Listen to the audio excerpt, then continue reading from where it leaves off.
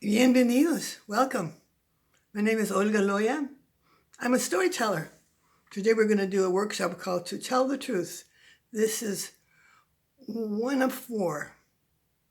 No, actually it's four from six. The lesson 4. You're going to hear a story and maybe tell some stories, and we're going to play some games. But before we do that, we're going to sing. I'll sing and you sing back, okay? Bienvenidos a todos. Vamos a escuchar. Vamos a contar. Todos juntos. Welcome, everyone. We are going to listen. We are going to tell all together. All together. And the first game we're going to play is a game called Audience Dynamics. It means being in front of the audience.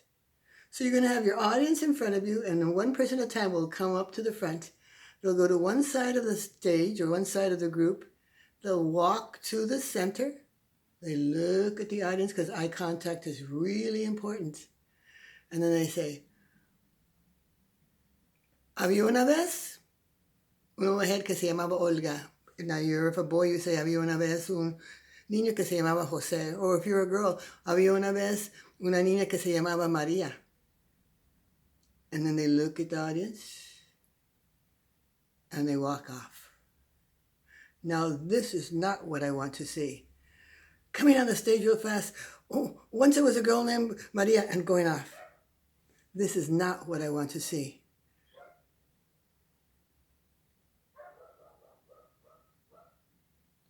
Once there was a girl named Maria. This is not what I want to see.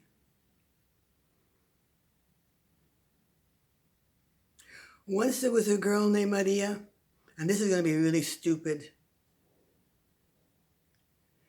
Because if you say that it's going to be stupid, that's what your audience is going to think. You come up there as though you own that spot. That's yours, and you're going to do the best job that you can. So this is what I want to see. You're on one side. You walk up to the front. You look at all your audience, and you wait. And you say, once there was a woman named Olga. And you say your name and who you are. And then you wait. And then you walk off. You wait because you want to give the audience a chance to clap for you at the end of your story. You give them a chance to acknowledge you and accept them. So when you go up in front of that audience, you act like you belong there, and people will treat you that way. People want you to succeed. If you've ever been in a place when somebody was doing a terrible job, it's so awful. You just want them to get it done. It makes your hands sweat. It just makes you nervous. People want you to do the best possible thing. And that's for you, important for you to remember. They want you to do well. So let's do it one more time. We're going to do a different thing with it this time. So you stand on the one side. You walk to the center. Once there was a woman named Olga, and she loved to dance. Da, da, da, da, da. Now you're doing something with sound and movement, okay? Let me do it again. See, I didn't do it right. You can't start when you're over here. You got to start in the middle when you get to the front. Take a step. Once there was a woman named Olga who loved to dance. La, la, la, la, la. Pause. Go off. So maybe Jose would be there, and he'd walk up slowly, turn and look at his audience, and he'd say, once there was a boy named Jose, and he loved to play basketball. Tunk, tunk, tunk, sound and movement. Then you wait and go off. Now Maria, she's there. She walks to the center. She looks at her audience. It's important to look at your audience. Once there was a girl named Maria, and she loved to embroider. Stop and go off. So it's really important to remember to stop. Let your audience acknowledge you. Like a lot of people, they want to get off the stage right away. First of all, people go really fast when you're first doing it because you just don't want to be up there. You're so embarrassed. And then as soon as you're done, you just want to get out of there as fast as you can. Try to remember, no, don't try, do it. Go slowly, talk slowly. My problem, my work all my life is that I talk too fast. So I've been working trying to slow myself down. I have a storyteller friend in New Mexico, and he talks really slow and tells stories. But he doesn't, it's not boring because he uses inflection. You know, once there was a girl, and the girl went running, running, running. So he's talking slow, but he's using inflection and pacing, so that makes it interesting. So you need to do that when you're working on a story. And when you're working on a story, you think about what the story and where you want to go fast, where you want to go slow. So that's audience dynamics, just a little bit. Now we're going to do a completely different thing. We're going to do a finger play. So put your hand like this. No, this one. Put your hands like this. Put your thumbs in. Close your hands over your thumbs. Once there was a Mr. Wiggles and a Mr. Waggles. And they were best friends. They lived far away from each other. They hardly ever saw each other. One day, Mr. Wiggles decided to go visit Mr. Waggles. He opened up his door, pop, came out, pop, closed the door, pop. He went up the hill and down the hill and up the hill and down the hill and up the hill and down the hill. He knocked on the door. Oh, but Mr. Waggles wasn't there. So he went up the hill and down the hill, up the hill and down the hill, up the hill and down the hill. He opened up his door, pop, went in, pop, closed the door. Well, another day, Mr. Waggles decided to go visit Mr. Wiggles, and so he opened up his door, pop, came out, pop, closed the door, pop. Went up the hill and down the hill, and up the hill and down the hill, up the hill and knocked on the door. Oh, but Mr. Wiggles wasn't there. So he went up the hill and down the hill, and up the hill and down the hill, and up the hill and down the hill. When he got home, he opened up the door, pop, went in, pop, closed the door. One day, Mr. Wiggles and Mr. Waggles decided to visit at the very same time. They both opened the doors, pop, came out, pop, closed the doors. And they went up the hill and down the hill, and up the hill and down the hill, and up the hill. Oh, and they met each other, and they hugged, and they kissed, because they were such good friends. And they talked, da, da, da, da, da, da. And they walked around the park. Oh, and they bought lunch and they ate. And then it was time to say goodbye, and they hugged and they kissed. And they went down the hill and up the hill and down the hill and up the hill and down the hill. And when they got home, they both opened up the door, pop, went in, pop, closed the door, pop. And Mr. Wiggles and Mr. Waggles stayed best friends for the rest of their lives. So that's a fun story to just begin to tell stories. You've got the beginning, and then you've got the end. You've got the middle. The beginning is them visiting each other. The middle is when they get together, and the end is when they go home. So you got a very tiny little story. So now I'm going to do it in Spanish. Había una vez un señor que se llamaba Señor Wiggles y otro que se llamaba Señor Waggles. Eran mejores amigos, pero vivían muy lejos uno del otro. Un día, Señor Wiggles decidió ir a visitar a Señor Waggles. Abrió su puerta, pop, salió, pop, cerró la puerta, pop.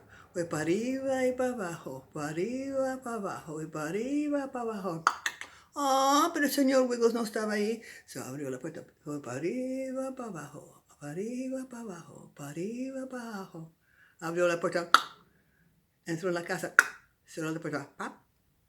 Otro día el señor Waggles decidió ir a visitar al señor Wiggles. Él abrió la puerta. ¡Pap! Salió. ¡Pap! Cerró la puerta. ¡Pap! Fue para arriba, para abajo, para arriba, para abajo, para arriba, abajo. Tocó a la puerta.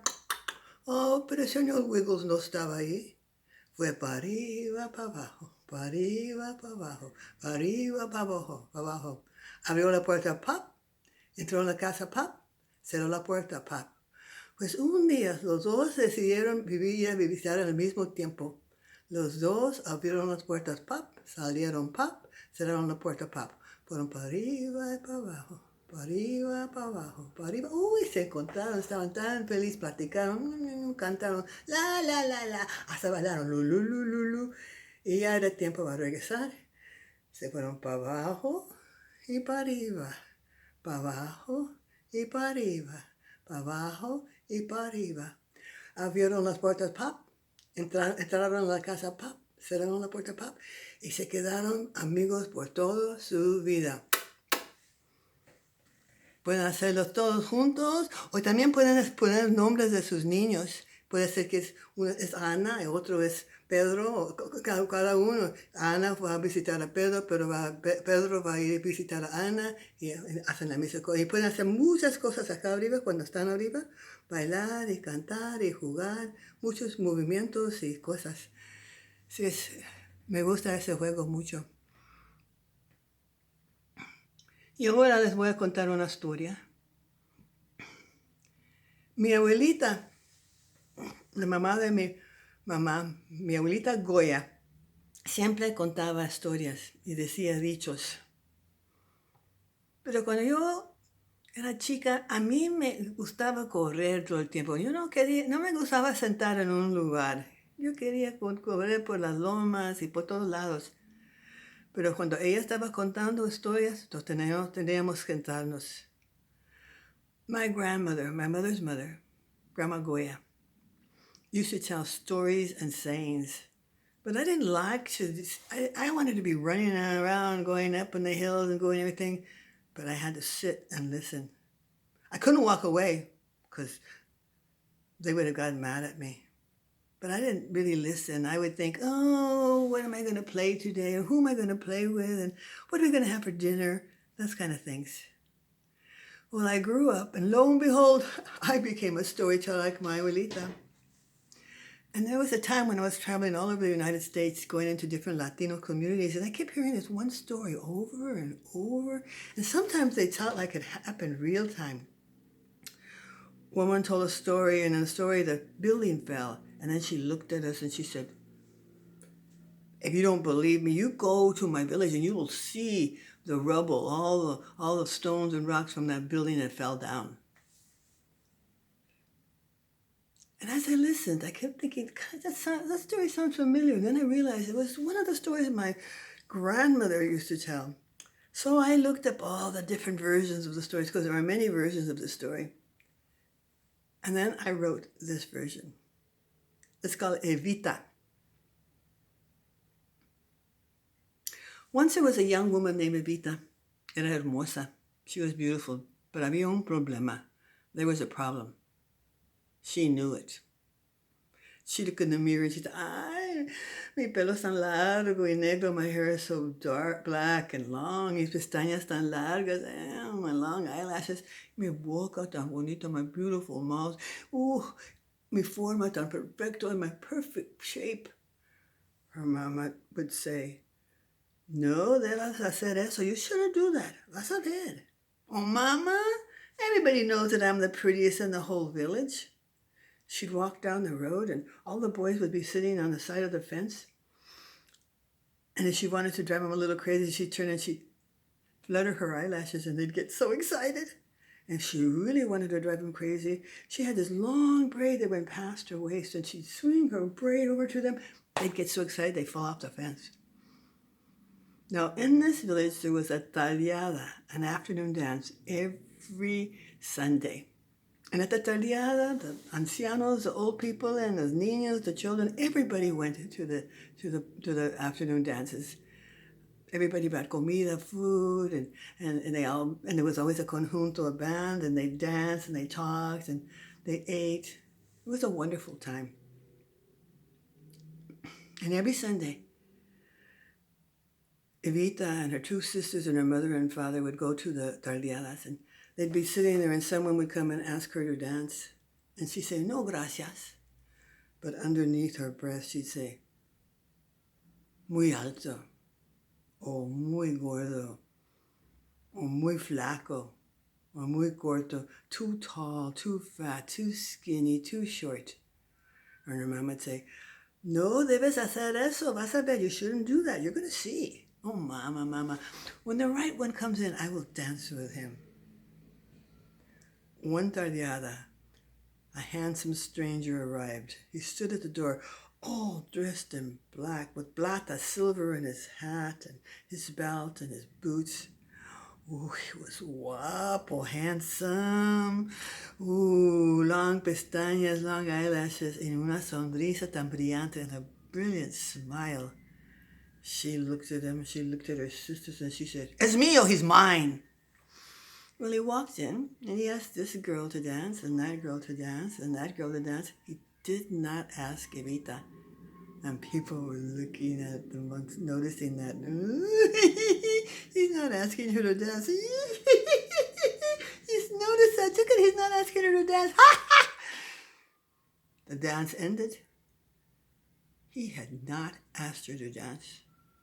She went home and she said, "No puede ser, it can't be. I am the prettiest of all. He should be asking me to dance. I'll make him ask me to dance." So she set to make herself the most beautiful yellow silk dress, full dress.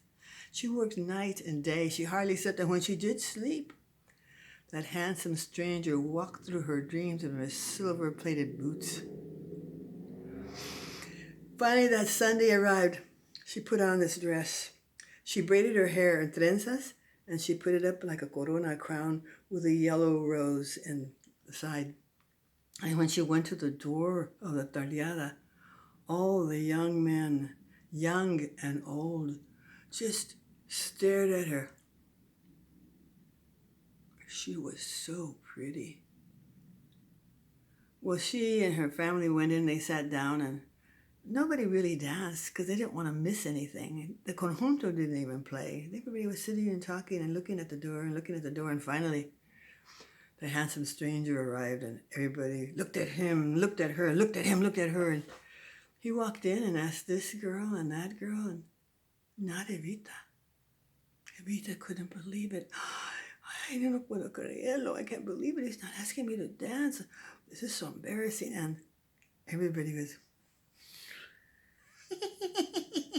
he's not asking her to dance, and the boys too. Look at that. The dance ended. He had not asked her to dance. Oh, she was so upset. This can't be. He has to ask me to dance. So she set to work to make herself the most beautiful red silk dress, form-fitting to her body.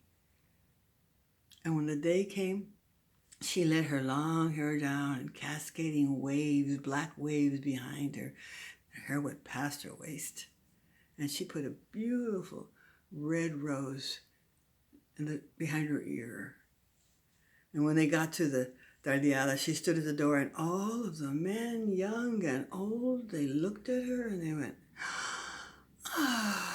sighed at the same time. She went in and sat down. Everybody sat. Nobody even bothered to dance. They were all waiting. And finally he arrived. And the moment he arrived, the conjunto, the band started to play, and people started dancing. And she asked this one, that woman, that woman, and that woman. And all the time she was sitting there, and they're all looking at her and laughing. Finally, the very last dance, he came up and he said, "Would you like to dance?" See? And so they began to dance. And she said, she thought, "Oh, this is perfecto. I knew this was going to be just right. Oh, I feel like I'm floating. Oh, this is so wonderful." And then suddenly she heard, scream. People were flying out of the doors and climbing out the windows, screaming and yelling. And she leaned back and she looked at him, and she saw that he had red eyes and cuernos, horns. And she looked down, and his feet like were rooster's claws. She was so scared. She gave him a big push and knocked him off balance. And when he went off balance, she got up and she started running. And she was running, and he was running behind her, and he was calling out, "Evita! Evita! Evita!" Woo-hoo! She was going fast. "Evita!" She knew exactly where she was going. "Evita!" She got to the church. She opened the door. She closed it and locked the door. He banged on the door. Abre la puerta! Open the door. Evita, abre la puerta, abre la puerta, abre la puerta, Evita. She wasn't going to open that door. And finally, there was quiet. In a while, she heard a knock. Mija, abre la puerta. My daughter, open the door. And she said, no. How do I know it's you? Soy tu mamá. I'm your mother. No. You tell me something that only my mother would know. And she heard, Te dije, I told you. Ya ves, you see? She knew it was her mother. She opened up that door, fell into her mother's arms, crying. And after that, she was much kinder to everyone. She always danced with all the boys, never said things under her breath. And she never, ever forgot that handsome stranger.